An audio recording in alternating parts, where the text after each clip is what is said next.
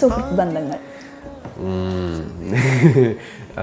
ഞാൻ ഈ കൊച്ചിയിലേക്ക് വരുന്നതിന് മുമ്പ് ഒരു 3 കൊല്ലം ബോംബെയിലായിരുന്നു. അതിനു മുമ്പ് ഒരു 4 കൊല്ലം ചെന്നൈയിലായിരുന്നു. ഞാനിങ്ങനെ പല സ്ഥലങ്ങളിലേക്ക് ചാടിയതുകൊണ്ട് ഏറ്റവും കൂടുതൽ സാക്രിഫൈസ് ചെയ്യേണ്ടി വന്നിട്ടുള്ളത് നല്ല ഫ്രണ്ട്ഷിപ്സാണ്. അപ്പോൾ നമ്മുടെ കൂടെയുള്ള സർക്കിളിൽ ചില ആൾക്കാരുണ്ടാവും.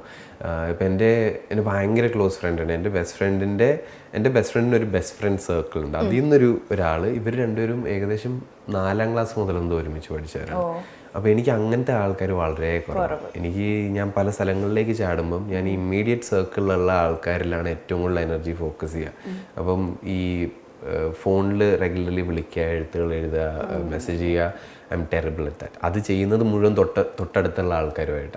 അപ്പോൾ അതുകൊണ്ട് തന്നെ നമുക്ക് ഭയങ്കര ഇഷ്ടമുള്ള, മനസ്സിൽ ഒരുപാട് സ്നേഹമുള്ള ചില ഫ്രണ്ട്സൊക്കെ വിട്ടു പോയിട്ടുണ്ടെന്ന് വെച്ചാൽ ഭയങ്കര ഡിസ്റ്റൻസ് ആണ്.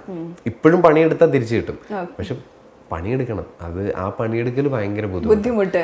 അപ്പം ഞാനിങ്ങനെ ഓരോ സ്ഥലത്ത് ചെല്ലുമ്പോഴും ആ സ്ഥലത്തൊരു ഫ്രണ്ട് സർക്കിള് ഞാൻ ഉണ്ടാക്കിയെടുക്കും. അത് ഉണ്ടാക്കിയെടുക്കാൻ ഏറ്റവും ബുദ്ധിമുട്ട് തോന്നിയിട്ടുള്ളത് കൊച്ചിയിലാണ്. ബോംബെയിൽ അത് പെട്ടെന്ന് ഉണ്ടാക്കിയെടുത്തു, ചെന്നൈയിൽ വളരെ പെട്ടെന്ന് ഉണ്ടാക്കിയെടുത്തു. പക്ഷേ അത് ഭയങ്കര ഓബ്വിയസ് റീസൺസ് ആണ്. ചെന്നൈയിലായിരുന്നപ്പോൾ ഞാൻ കോളേജിലായിരുന്നു, പിന്നെ കൂടെ നാടകങ്ങൾ ചെയ്യുന്നു. ബോംബെയിലായിരുന്നപ്പോൾ ഞാൻ ആദ്യത്തെ കൊല്ലം ബോംബെയിൽ ചെന്ന് ആരെയും അറിയാതെ ആ സിറ്റിയിൽ ചെന്നിട്ട് നേരെ ഡ്രാമ സ്കൂൾ മുംബൈ എന്ന് പറഞ്ഞൊരു ഇൻസ്റ്റിറ്റ്യൂട്ടിൽ ചേർന്നു. അപ്പോൾ 13 പേര് 1.5 കൊല്ലം കൂടെ ഉണ്ട്. അപ്പോൾ അതിൽ നിന്ന് കിട്ടി ഫ്രണ്ട്സ്. കൊച്ചിയിൽ നിന്ന് വന്നു കഴിയുമ്പോൾ സിനിമയാണല്ലോ നമ്മൾ ചെയ്യുന്നത്. അപ്പം നമ്മുടെ സിനിമയിൽ നല്ല ഫ്രണ്ട്സ് ഉണ്ട്, പക്ഷേ കുറവേ ഉള്ളൂ. കാരണം ഈ ഒരു 2 മാസം ഷൂട്ട് കഴിഞ്ഞ് അവരെല്ലാവരും വേറെ സെറ്റിലേക്ക് പോകും. ആർക്കും സമയമില്ല. നമുക്ക് എത്ര ഫ്രീ ടൈം, എത്ര ദിവസങ്ങൾ നമ്മൾ വീട്ടിലിരുന്നെന്ന് പറഞ്ഞാലും ആർക്കും സമയമില്ല.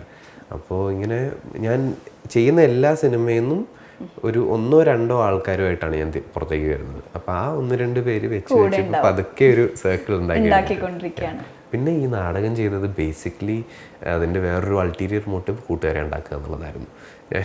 ഞങ്ങൾ ലിറ്ററലി ഡിസ്കസ് ചെയ്തിട്ടുണ്ടായിരുന്നു, നമുക്ക് ഒരു നാടകം ചെയ്താൽ വലിയ കാസ്റ്റ് ആണെങ്കിൽ നമുക്ക് ചിലപ്പോൾ കുറേ ഫ്രണ്ട്സിനെ കിട്ടും. അപ്പോൾ ഈ ബർത്ത്ഡേക്കൊക്കെ സർപ്രൈസ് ചെയ്യാൻ മോസ്റ്റ്ലി എൻ്റെ നാടകത്തിലുള്ളവരാണ് വന്നത്. അപ്പം ഞങ്ങൾ പിന്നെ ഇത് കുറേ കൊല്ലം മുമ്പ് ഡിസ്കസ് ചെയ്തത് പറഞ്ഞ് ചിരിക്കുകയായിരുന്നു. ബേസിക്കലി പൈസ കൊടുത്ത് വാങ്ങിച്ച ഫ്രണ്ട്സാണ്. കാരണം ഇവർ നാടകം ചെയ്തതിന് അവർക്ക് ശമ്പളം കൊടുക്കുന്നു. അങ്ങനെ ഇപ്പോൾ ഉണ്ട്. ഇപ്പോൾ കൊച്ചിയിൽ അങ്ങനെ പതുക്കെ ആയി വരുന്നു ഒരു ഗ്രൂപ്പ് ഓഫ് ഫ്രണ്ട്സ്. എന്താണ് പ്രണയം റോഷന്? ഇത് മറ്റേ ചോദിച്ചതാ, കൊച്ചു ചോത്തായിലെ സിനിമ. എൻ്റെ ആൻസർ അതല്ല, ഓബ്വിയസ് ഫ്രണ്ട്ഷിപ്പ്.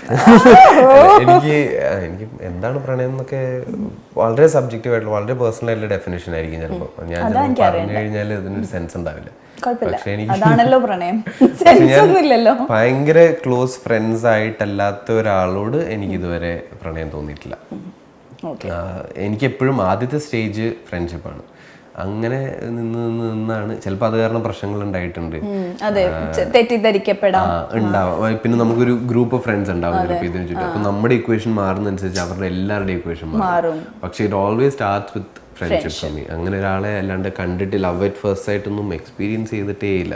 എന്താണ് സംഭവം എന്നറിയില്ല. സിനിമയിൽ മാത്രമുള്ള അനുഭവം, അതും അഭിനയിച്ച് ഫലിപ്പിക്കാൻ നോക്കുമ്പോഴും ഇതെന്താണ് ഫീലിംഗ് എന്ന് നമുക്ക് ശരിക്കും അങ്ങനെ അറിയില്ല. സിനിമയിലൂടെ അഭിനയിച്ച് അത് മനസ്സിലായാലും മാത്രമേ ഉള്ളൂ. എനിക്ക് ലൈഫിൽ ഇതുവരെ അങ്ങനെ തോന്നിയിട്ടില്ല. എനിക്ക് മോസ്റ്റ്ലി ഫ്രണ്ട്ഷിപ്പിൻ്റെ ഒരു എല്ലാ ഫ്രണ്ട്ഷിപ്പിൻ്റെ ഒരു നെക്സ്റ്റ് ലെവലല്ല, പക്ഷെ ഫ്രണ്ട്ഷിപ്പ് അതിന് വേണ്ട ഒരു റിക്വയർമെന്റ് ആണ്. അവിടുന്ന് പിന്നെ മുമ്പോട്ടുള്ളൊരു യാത്രയാണ്.